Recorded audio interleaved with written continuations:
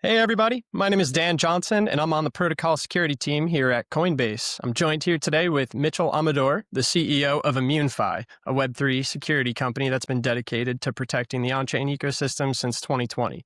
Today we're serving up our 11th episode of our ongoing Coinbase security series, where every 2 weeks our team gets together and we connect with the great builders in the Web3 community and discuss a topic of blockchain security and how to build safely in the space. As is the case with each of these sessions, please note the disclaimer that's at the bottom of the screen. And with that, we've got a great session for you today, so I'll let Mitchell take it away. Okay. Exciting stuff. We're going to talk about something terrifying today. No pressure doesn't mean you should run away. It means it's going to be even more exciting, but just heads up on that it is. First things, hear me loud and clear. We're ready to go, Dan? Yes, sir. Sounds great. And you can go ahead and test sharing your screen and getting the presentation up and running as well. Favorite part, the Mine technical too. difficulties right I'm here. scared already, but you're gonna make this topic less scary for everyone by Only, educating us all only here. a little bit. I suppose it's all contextual at the end of the day. So, we're going to make some parts less scary. We're going to give you agency. We're going to give you some amount of control, but we're also going to show you the horrors of reality and what can go wrong. And I think that's just as important here. Now, to kick off, this is going to be an important presentation. If you are a builder on chain, this could be the presentation, the content that you consume that saves your project from total destruction. And if you're a builder, you probably have all of your net worth plugged into that. This could be the thing that saves everything. I'm going to show you how to survive the hack experience. It's not going to be easy. It's not going to be quick, but I'm going to give you the tools that have been tested over hundreds of incidents in the industry, many of which I have seen and participated in and helped save firsthand to stay safe when you are targeted successfully for exploitation by black hat hackers, no matter where they're from. A little bit about me for context, as Dan said, I'm the founder and CEO of ImmuneFi. We are the leading security services platform in crypto. We protect the vast majority of the industry, around 180 or $200 billion worth of assets in contracts and beyond today. We have one goal, which is to keep the industry safe. That's why we're made in the first place, and we're still doing that to this very day. We've made incredible progress in that time, and a lot of that progress via on the bug bounty side, the technical side, security operations, OPSEC, infrastructure, a lot of those experiences, right, those lessons that we were able to learn come from surviving and seeing how bad things can get firsthand. Okay. These war rooms are the key to that. But just because something scary is going to happen doesn't mean it has to be a fatal experience. And we're going to show you how. So, for starters, the first thing that I want all of you to understand is that war rooms are inevitable. If you're building something big, you're building something exciting, you're building something meaningful on chain, contributing to this whole new world that we have going for us, then you're going to hit some problems and they're going to be very, very scary. And eventually you're going to make a mistake. You're going to get pulled into some incident or another. If you're lucky, the damage will be small and contained. If you're unlucky, the damage can be total and fatal. We've seen many such cases. A little example of what we're looking at here, right? On the one side of small and contained, maybe you have, certain back-end infrastructure gets compromised, allowing users to spoof or get spoofed or man-in-the-middle attacked in various ways. And if you can just find that piece of infrastructure, it only affects a certain amount of your users, you stem the bleeding, great, you're safe, you made it through. Okay? Or you could have your front-end hijack, great. If you move fast enough, most of your users may not be affected by that. On the other hand, you have incidents like compromising of treasury. Okay. So a good example of that is something like the Bybit hack. This has occurred on so many exchanges with hot wallet compromise. You could lose all your assets overnight. And of course, in DeFi, the most exciting expression of the on-chain economy, this can become even more total because we typically pool funds in various ways. Not always. There are a variety of infrastructures, but you may be pooling your funds in whatever architecture of the contracts that you've made. And so if someone can compromise that pool, they might be able to steal all of the user funds. And we've seen a number of such cases. We've defended against a number of such cases. But the important thing to keep in mind, again, is that these war rooms, they can't be avoided. No matter how good you are, you're going to make mistakes. Everybody does. The attackers have infinite time and resources to attack, and you only have so much time to defend. So the solution is not to avoid war rooms, the solution is to be prepared and to know how to carry it out when it inevitably comes and do your best to prevent it in the interim. Now, when you enter a war room, you have two simple objectives. I'll make this real clear for you guys. Your first goal is to stop further losses. Wherever, think of yourself like a doctor. You have a patient. He comes into the ER. What do you do first? You stem the bleeding, right? You need to stop the thing that will directly contribute to loss of life or problems. You need to stop further losses. You need to stop the bleeding of users. It is very common for attacks to be carried out over multiple blocks or to be subject to a variety of particular conditions and not be totally executable in a single block or in a single transaction. In such cases, you can have a chance to prevent the majority of damage. In most of the major hacks that we've seen, this has been the case to greater or lesser degrees. Okay, this is especially so the case for hacks that are not strictly on-chain hacks. So you need to find the cause and you need to apply that tourniquet. You need to arrest it. Your second goal is to preserve user trust. And this is also critical because even if you successfully stop the bleeding and save the user's funds, if you fumble the post-hack communication, people may trust you less and you may end up destroyed anyways. Congratulations, you'll have saved the users, but you will have been burned. You will have been scapegoated because of your inability to maintain legitimacy despite your good actions. And so we need to make sure that we maintain user trust. And this is a matter of communication, messaging, and of course, the conduct that we take in the war. I'm going to show you how to do that too. But starting from the top, how do we stem the bleeding? What do? Step one, we confirm the nature of the vulnerability. We confirm the nature of the attack. How did this happen the way it did? We identify the root cause of it. How did this happen? Can it happen again? Very often, an exploit is the tip of the iceberg for how it can be exploited again and again and again. So a good example of that is when you have projects with multiple pools, which is a great many DeFi protocols, for example. If they can exploit one pool, they may be able to exploit many other pools. And it's not a given that the attacker will have done the research to identify all of those other vulnerable pools. In fact, most attacks historically have been different versions of drive-by attacks. The attackers cannot trivially check all these things. So you need to take action to find that exploit and see what you can do to stop the bleeding from there. And that gets us to the next step, right?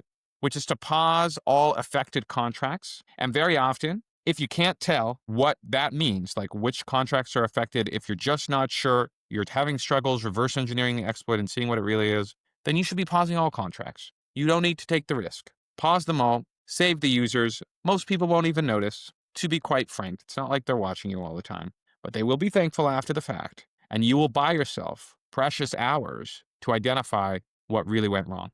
The third step that you need to take is you need to lock down all permissions, all admin access whatsoever. You need to know exactly how the state can change from here. And you need to eliminate all possible, gray zones or gaps that you might have, anything that could have been the surprise, and make sure all your other infrastructure is taken care of as well, because you don't necessarily know how far the breach goes. Historically, most on-chain hacks were discrete events in the sense that they happen just on-chain.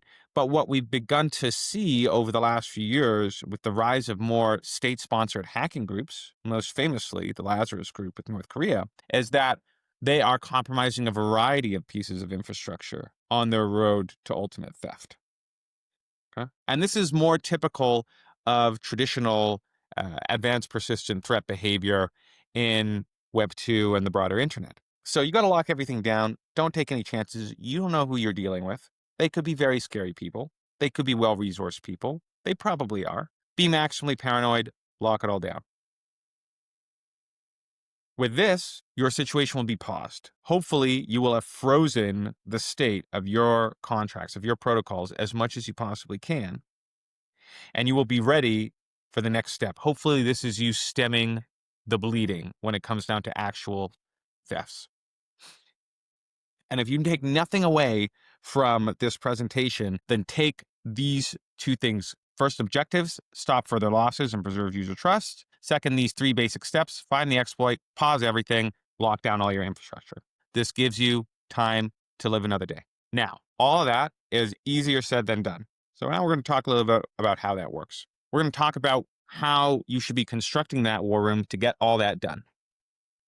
And at the highest level, there are three basic roles, in my view, that every war room should consist of. These roles, these functions, which can be performed by one or the same people, but are best performed each by individuals, is the operations lead, the security analyst, and the communications lead. Let's touch a little bit about what each one of them does. First is the operations lead. Your job is to command and to coordinate functions. When I'm in war rooms, this is typically the job I get to do. It's also one of the most painful and most difficult jobs, and you get the unpleasant responsibility of making some very difficult, very hard choices very often. In this function, your goal is to relieve all unnecessary thought and work from your compatriots so that they can do what they do best while you organize overall sequencing and managing of the remediation process.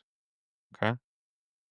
Your job here is to set up all the workflows, set up tracking, coordination, communication, decisions, and make the best calls that you can, often as a group, at every single point. The ops lead may be a founder or CEO, very often is not, but is someone who will defer ultimately the most difficult decisions to a more formal business leader who will make the final call.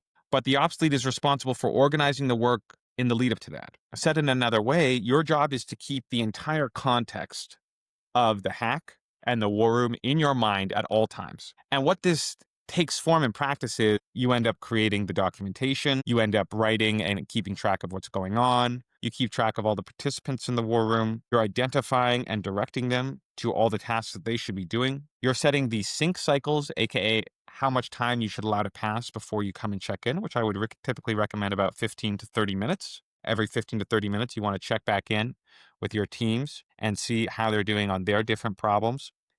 And you get the unfortunate job of time boxing the decisions and being like, okay, well, how long do we have to make this call? And what are the trade-offs here? Sometimes you will be deferring that final decision to the formal business leader. Sometimes you're going to have to make the call yourself. But again, your job is to have the full context, the command and coordination function of the entire war room. And it's really critical that you get this right, okay? Because in a war room, what happens to everybody is they freeze. They get stuck. They get worried. They panic. They say, can I really do this? What am I supposed to do? My net worth is going up in smoke.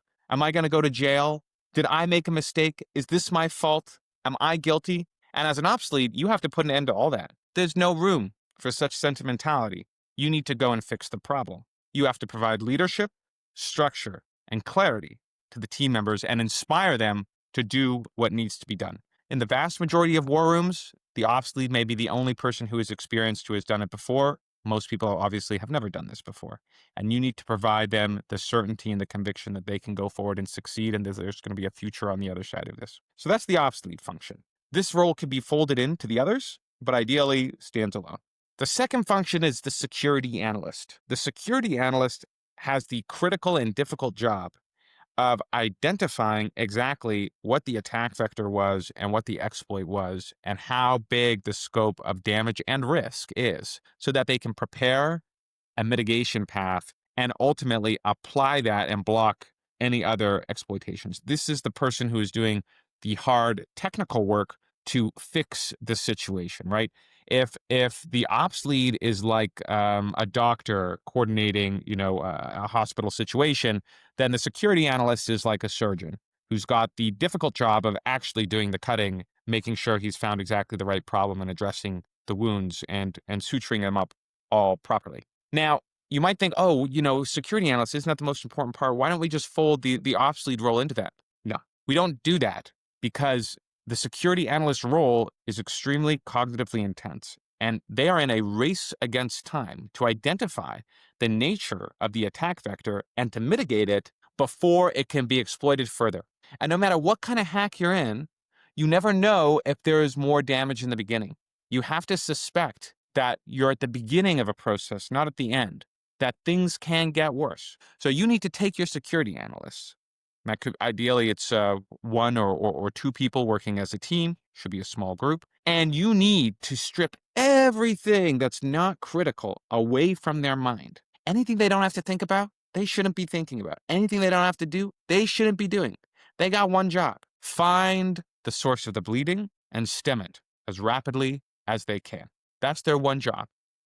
Now, typically how this works in practice is after you come together in a chat room of some kind with your ops lead and your comms lead and your security analyst, and there might be one or multiple of each of those roles if you're lucky. The security analyst will go off on their own into a private chat to go and do this work and trade ideas directly. You want to allow them to go and do their own thing because focus is going to enhance the quality of their work and the speed at which they're going to get it done. If at all possible, you don't want to remain in the same group chat where you can hear everybody else speaking. Instead, the security analyst should be regrouping with the overall war room every 15 to 30 minutes. 30 minutes is a great cadence in my view, to bring back their findings and their recommendations on what to do next. Obviously, if they have some type of breakthrough, then it makes sense to do that even sooner.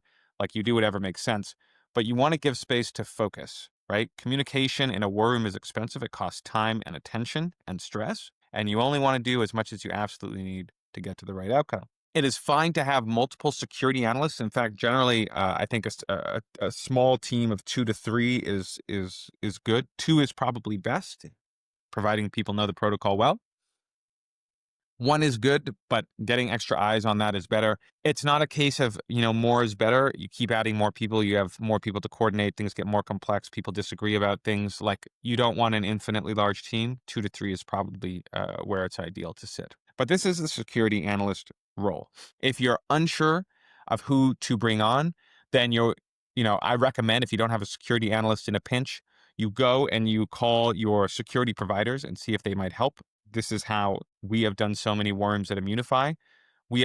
I've personally done dozens and dozens and dozens, like maybe somewhere at least the high dozens of war rooms at this point. And that's because our customers are calling us in. They have a problem. They don't know how to deal with it. Nobody else they know knows how to deal with it. They trust us. We come in there. We manage the situation with them to come and deal with it as best we can. You can also call SEAL 911. They have a great free service that you can use, that they also get involved with war rooms with experts from around the industry. You can also call an auditor or similar such player, or you can just pick the best dev on your team.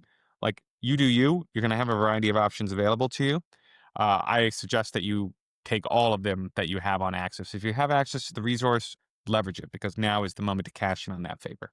The third function is trust management. And that means your comms lead, your communications leader, who is responsible for coordinating all the messaging that needs to go out. And believe me, war rooms have tons of messaging. It's this rapid fire PR that you have to get done and avoid making any mistakes. Because one wrong mistake when a user is in a state of fear and panic is a reputation forever lost and TVL that will never be returning to your contracts. So you need to focus very, very finely, very, very specifically on sending the right message and inspiring confidence and trust in your users, that they can trust you to handle these situations. Okay? War rooms are inevitable because hacks are inevitable, and everybody on chain knows that. So your users need to believe that you can handle these situations. And by the end of this presentation, you will know how to. Now, the comms lead is best suited to be someone else. They can be technical, but typically writing is a specialized skill in my experience. But they do need to be focused. They need to be quick on their feet. They need to understand the project as well as possible. And their job here is to communicate exactly what the community needs to know at every step. In practice, that typically leads to calm, clear, factual updates where you avoid hyperbole, but also where you avoid,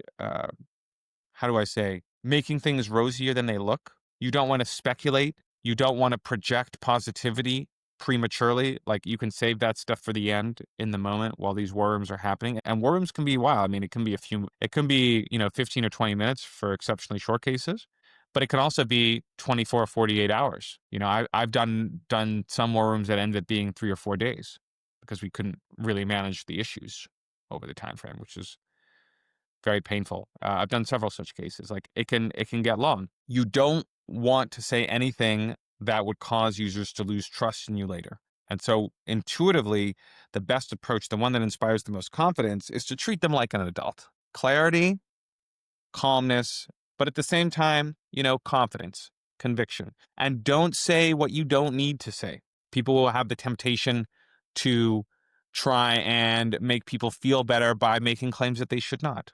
Don't do it. It's a trap. Also, cadence, very important. You should be communicating at regular intervals. Other than the hack itself, and one of the most terrifying things is when a project goes silent on you after all these events. You don't know, is that because they freeze? It's a hack. You also have to suspect, was it an insider attack? Are they rugging you? Right? There's lots of reasons to be worried when a project goes silent. So don't do it.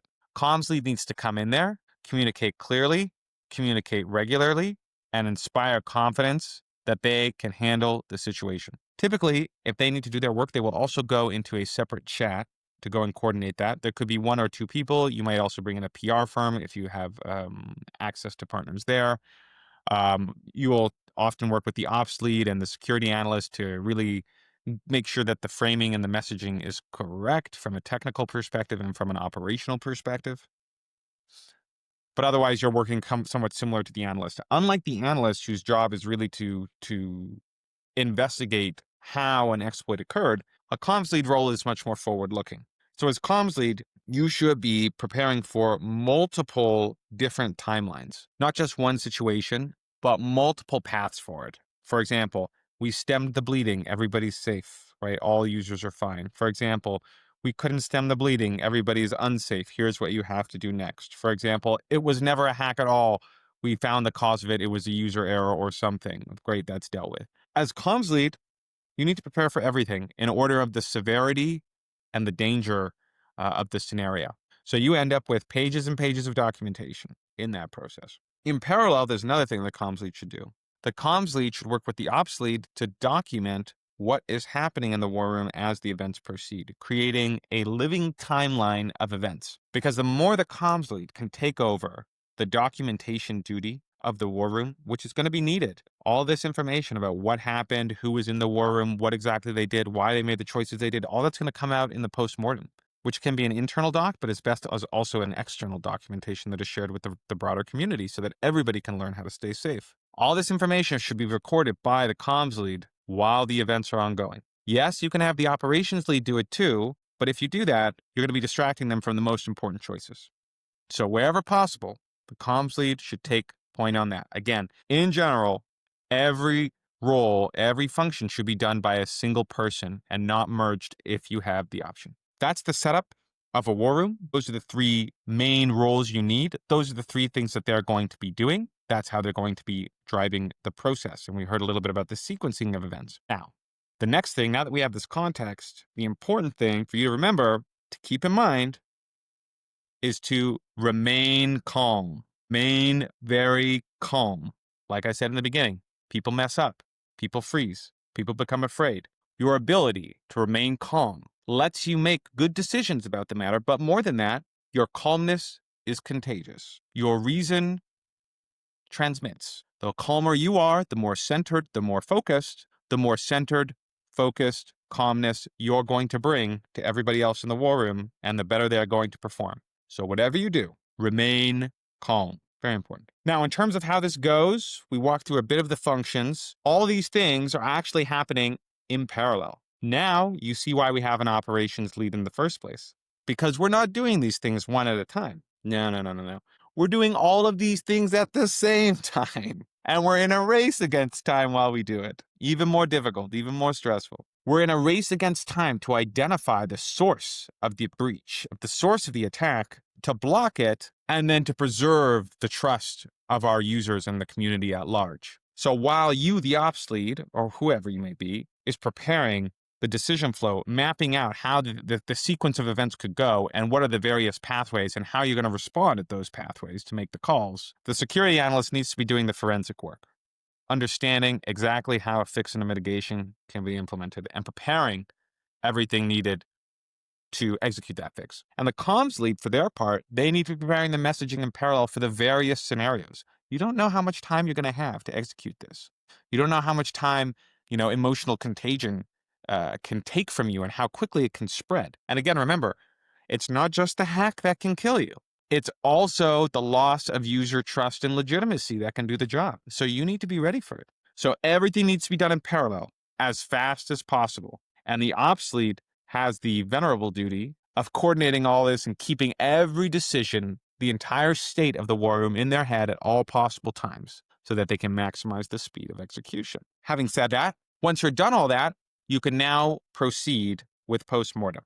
Okay. Postmortems are typically done 24 to 48 hours after this event are wrapped up and the fix is applied.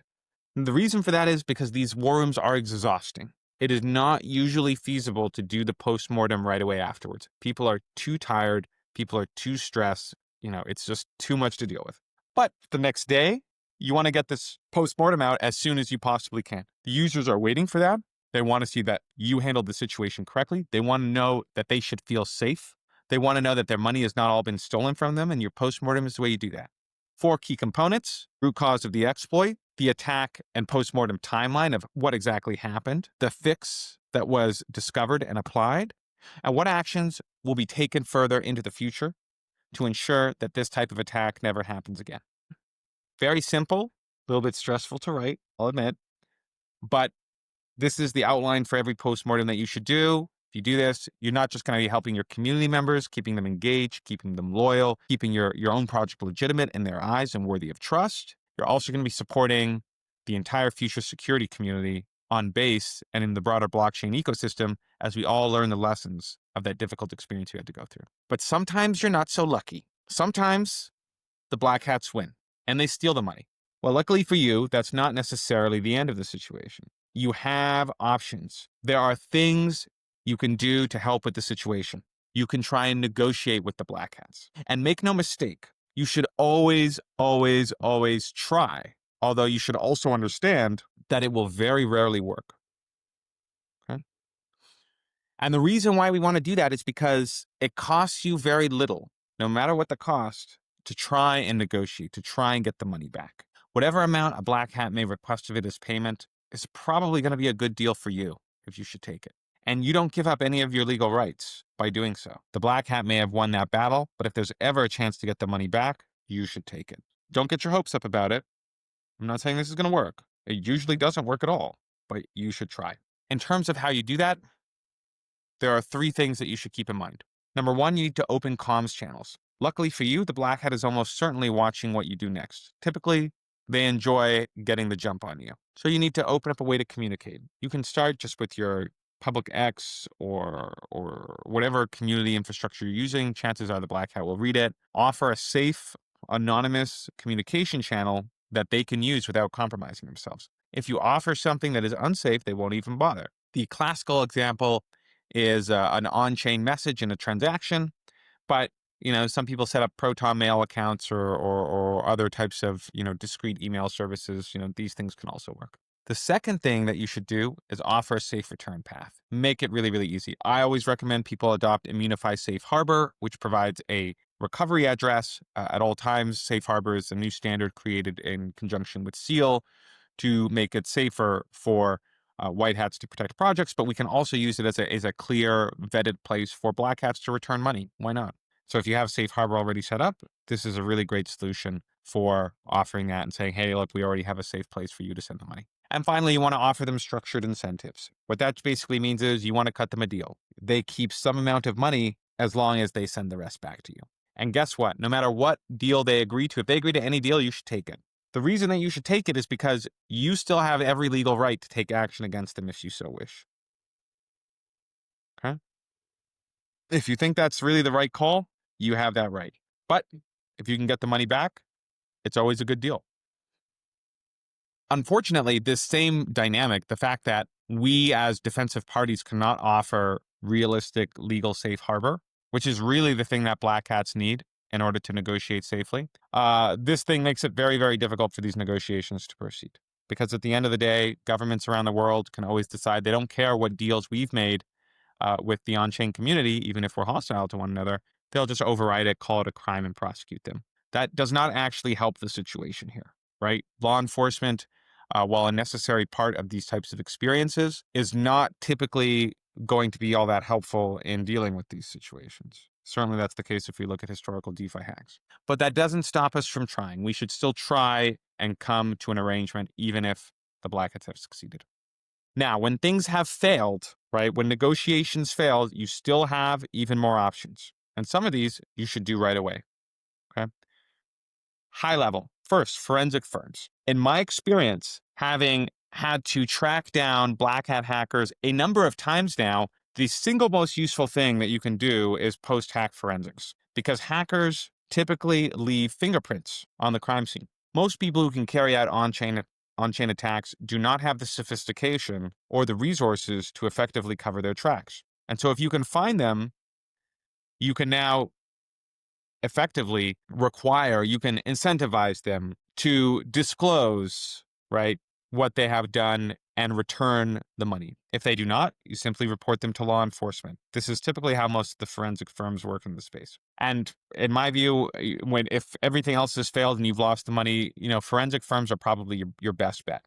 Number two, exchanges. You can reach out to the exchanges to try and freeze all the related addresses. In my view, you should be doing this as soon as possible regardless. Unfortunately, though, getting in touch with the network of exchanges is really not easy. So this takes a hell of a lot of work. But I recommend it regardless. Try and send it to the appropriate contact at the various exchanges and see what can be done to freeze illicit funds. Number three, legal escalation. You can threaten legal action against them. Usually, this is also done as part of public warnings. And I do not recommend jumping to this conclusion.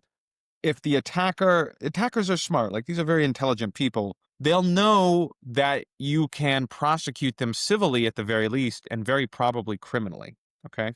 They understand this. You should not jump to threats if you can afford to. You should not jump to engage law enforcement if you can afford to, because these people cannot necessarily solve your problems. And this is a very counterintuitive thing. It's very non-obvious.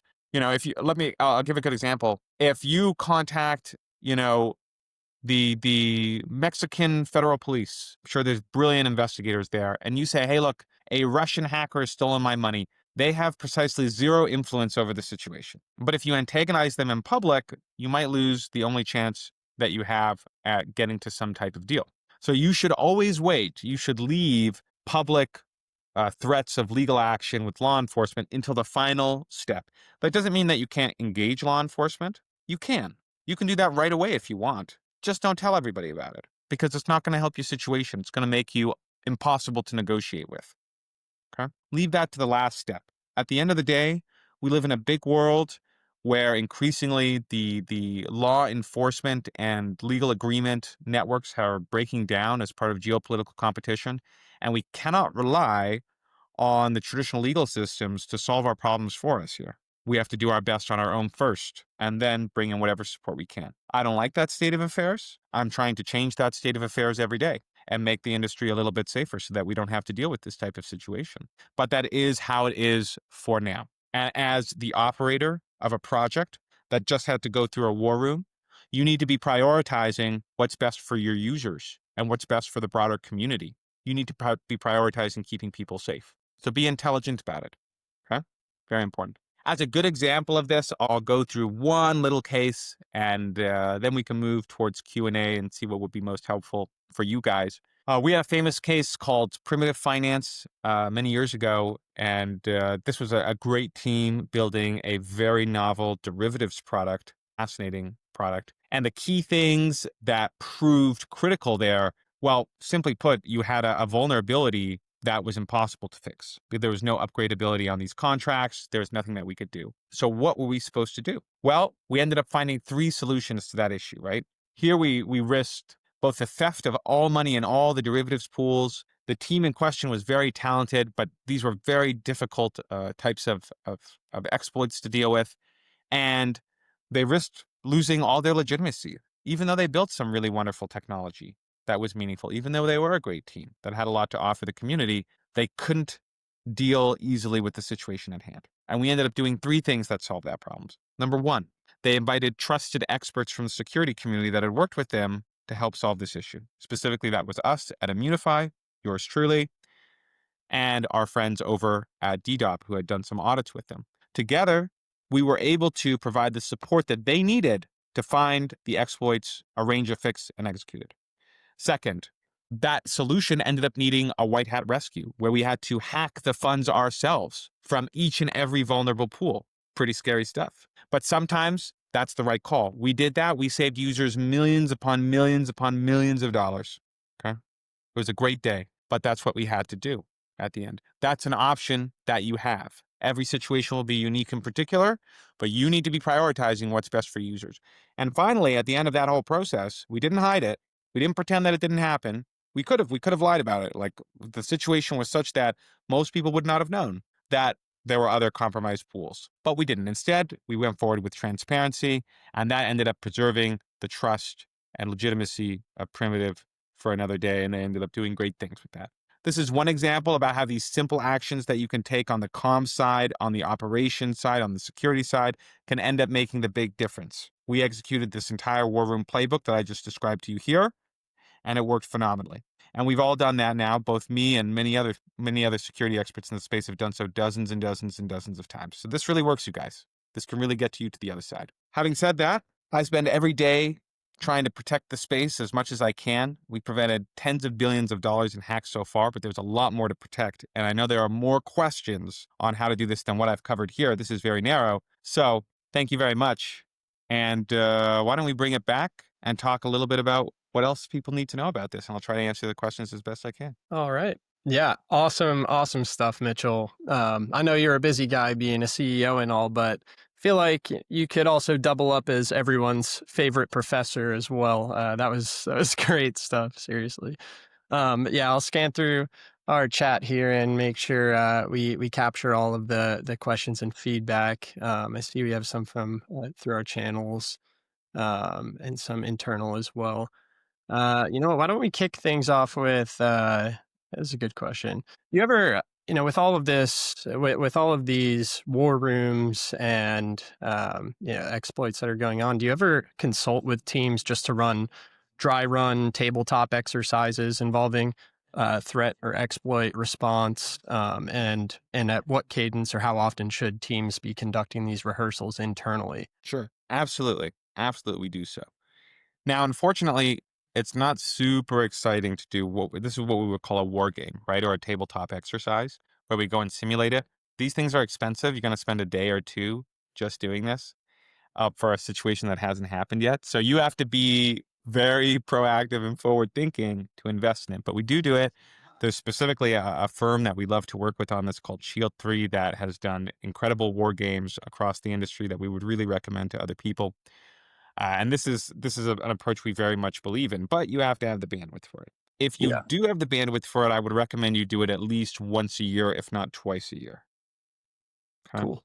Yeah, But, yeah, generally only the largest projects get to that stage. When you have when you're at a smaller scale and you have one security lead who's responsible for every single problem, one does not easily get permission to go and do a war game. right. Yeah, and I mean it might be expensive, but I mean even I would say leveraging other builders in the space that you trust, and you don't have to give out sensitive information or anything, but just kind of doing a sort of a dry run with them and bouncing ideas off of each other, even if you're a solo builder in the space. Like, you can still take time to plan out the steps that would be involved with actually triaging a situation like this, and it'll just save that precious time in those earlier critical, hectic, chaotic moments of an exploit. Out of curiosity, because I think you know the data a lot better than I do, let's envision maybe the top 10% of on-chain protocols that are out there right now. Like, what percentage would you say are adequately prepared to smoothly execute in line with the playbook that you've kind of just laid out here? Sure. And your last comment on how wise it is even for solo builders, this is totally true, right? This is the definition of an ounce of prevention is worth more than a pound of cure kind of situation. But 100%. everybody's just like, I just don't want vitamins, I want a pill.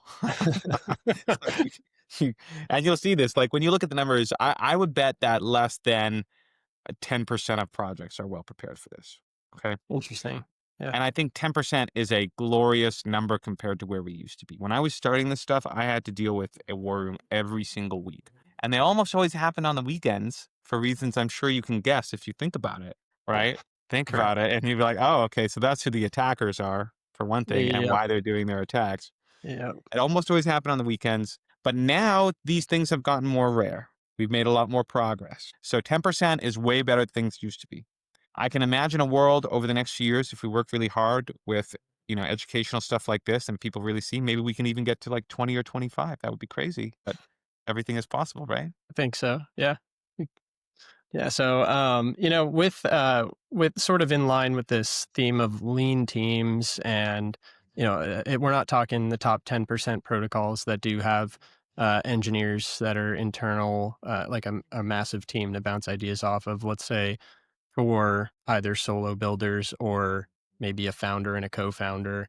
And that's pretty much all running all of the wearing all of the hats. Are there any like templates or channels that they can, like in terms of communication templates, things that resources that are available anywhere online for communicating with impacted users, partners, in some cases, media, things like that? Sure.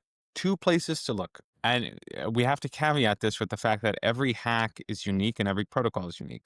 So there aren't good cookie cutter templates for Hmm. approaching this because they won't match yours. But we do have some pretty good things in the form of postmortems themselves and guides on how to deal with war rooms. So, for example, this presentation here that'll be made available to people is a great resource that they should check out for how they think about it.